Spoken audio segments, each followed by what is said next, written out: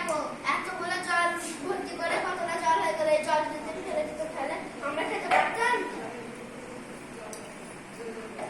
আমার ভুল হয়ে গেছে, আমি আর কখনো ওই জল নষ্ট করবো না।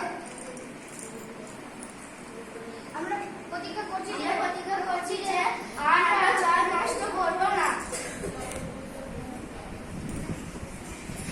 জল বাঁচাবো, দেশের সমৃদ্ধি আনবো।